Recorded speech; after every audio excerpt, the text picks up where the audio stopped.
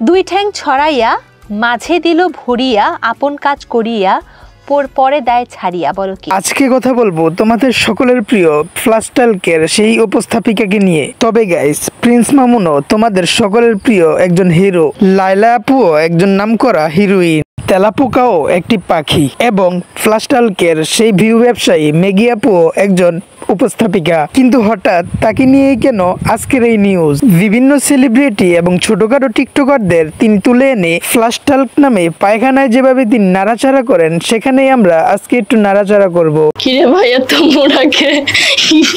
আগে TV serial এবং বিভিন্ন চ্যানেলে যখন বিভিন্ন শো হতো, তখন আমরা ফ্যামিলির সাথে নিয়ে অনেক মজা করে সেগুলো দেখতাম। কিন্তু এই ভিউ ব্যবসায়ী মেগি আপু যা শুরু করেছেন, এর কাছে টাকা কিভাবে পূরণ করে? মেশিন বের হয়েছে তো। সাহস থাকে তো সব খুইলা দেখা ভাই, আগে তোর মারে আগে সব খুইলা দেখাইতে। তা তো কানে হেডফোন লাগিয়ে দেখলো নিজেকে অমানুষ মনে হয়। কতটা অমানুষ মনে হয় সেটি তার উত্তেজনামূলক কথাবার্তা না শুনলে বুঝবেন না। 5 ব্যাটাই ধরে 32 ব্যাটাই করে, এক ব্যাটা ধাক্কিয়ে নেয় ঘরে। বলো কি?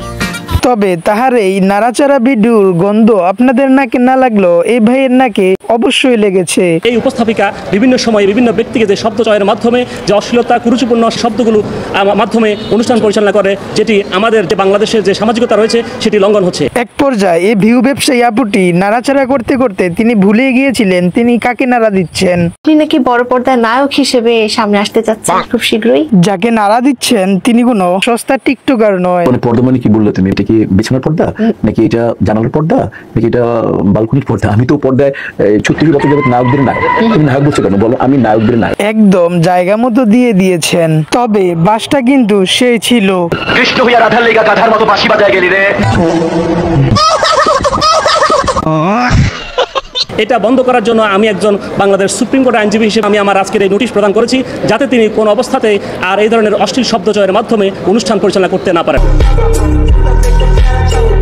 তো গাইস, আজকের ভিডিওটি এই পর্যন্তই। পুরো ভিডিওটি যদি আপনাদের কাছে একটু ভালো লেগে থাকে, ভিডিওতে একটি লাইক দিয়ে চ্যানেলটি সাবস্ক্রাইব করে দিবেন। ধন্যবাদ আপনাদের সবাইকে।